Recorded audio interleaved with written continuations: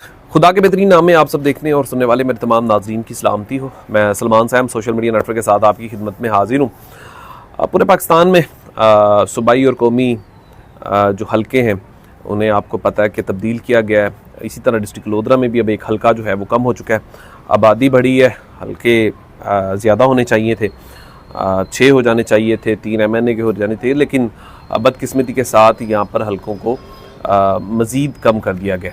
5 में से 4 सूबाई कर दिए गए हैं, 2 कौमी असम्बली के ऑलरेडी मौजूद हैं और उसमें आपको पता है कि 4-5 बड़े नाम हैं वहाँ के। मियाँ शफीक राई साहब जो कि पाकिस्तान तहरीक इंसाफ से हैं, अख्तर खान कांजू साहब जो पाकिस्तान तहरीक इंसाफ से हैं, नवाब अमानुल्लाह खान साहब, ये तमाम MNA के उम्मीदवार हैं यहाँ पर।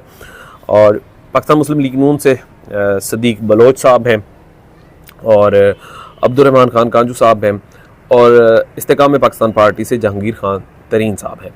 और उनके जो MNA के दूसरे उम्मीदवार उसका भी फ़िलहाल कंफर्म नहीं है कि वो कौन होगा। इसी तरह सूबाई में भी सिर्फ नज़ीर बलोच के अलावा इस्तेकाम पाकिस्तान पार्टी के उम्मीदवार का भी कुछ भी कंफर्म नहीं है कि उन्होंने क्या फ़ैसला किया है। अब यहाँ पर जो मुकाबला है 4 हलके, अब चारों हलकों में उम्मीदवार 5-5 हैं, 5 ही पाकिस्तान तहरीक इंसाफ से हैं और 5 ही उम्मीदवार जो हैं वो पाकिस्तान मुस्लिम लीग नून से हैं। अब दोनों में से एक उम्मीदवार को बैठना पड़ेगा, तो यहाँ पर प्रॉब्लम दोनों पार्टियों के लिए है। अब 28 की पहले बात करते हैं, क्योंकि 28 में मेरे इल्म के मुताबिक, मेरी इन्फॉर्मेशन के मुताबिक अब 2 उम्मीदवार हैं पाकिस्तान तहरीक इंसाफ के। एक कैप्टन इज़्ज़त जवेद साहब और पीर आमिर इकबाल शाह साहब, जो कि पहले PP 224 से इलेक्शन लड़ते थे, लेकिन PP 224 को अब ख़त्म कर दिया गया है। अब 7 यूनियन कौंसिल वो हैं जो 228 में शामिल की गई हैं, जहाँ से पीर आमिर इकबाल शाह साहब बड़ी लीड से शहर की तरफ आते थे और उस लीड को कम करना चौधरी जवार साहब के लिए एक बड़ी मुसीबत थी। तो आप ये भी कह सकते हैं कि शायद कुछ चीज़ें उनको आसानी के लिए ही जो है वो सेट करने की कोशिश की गई है। अब 28 में जो ऑलरेडी पाकिस्तान तहरीक इंसाफ के उम्मीदवार है कैप्टन इज़्ज़त जवेद साहब, बड़े तगड़े कैंडिडेट हैं वो भी। अब यहाँ पर पार्टी के लिए फ़ैसला करना जो है वो मुश्किल हो जाएगा, या क्या फ़ैसला करते हैं, दोनों में से कौन जो है वो कुर्बानी देगा, या दोनों के लिए क्या जो हकीकत अमली जो है वो बनाई जाएगी। अब इसी तरह मुस्लिम लीग नून को PP 225 में मसला है, बाकी तमाम चीज़ें सेट हैं। अब 25 में मसला ये होगा कि जहांगीर सुल्तान भुट्टा साहब जो है बड़े तगड़े कैंडिडेट हैं, वहाँ से वो भी इलेक्शन जीतते हैं। और अब दूसरे उम्मीदवार वहाँ से हैं चौधरी जवार हुसैन बड़ैच साहब, क्योंकि कुछ हल्का उनका है और कुछ हल्का उनका है। अब यहाँ पर भी पार्टी के लिए फ़ैसला करना जो है वो बड़ा मुश्किल हो जाएगा।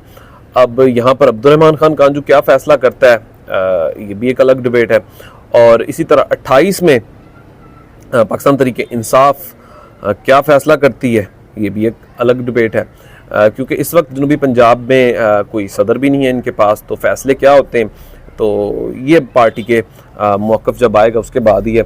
लेकिन जो मेरे पास इंफॉर्मेशन है पाकिस्तान मुस्लिम लीग नून के हवाले से कि चौधरी जवार हुसैन बड़ैच साहब PP 225 से इलेक्शन लड़ने जा रहे हैं और काफ़ी काम भी कर रहे हैं। काम से मुराद ये कि लोगों में जाने की कोशिश भी कर रहे हैं, उनसे मनाने की, गिले शिकवे दूर करने की कोशिश भी कर रहे हैं। अब दूसरी तरफ जो पाकिस्तान तहरीक इंसाफ के लोगों की अगर मैं बात करूं तो उनके लिए अभी जो मुश्किलात का सामना है वो तमाम चीज़ें आपके सामने हैं। लेकिन इसके वोट बैंक के ऊपर बात कुछ वक्त गुजर जाए फिर खुल के बात भी करेंगे कि आखिरकार इस हलके में होगा क्या।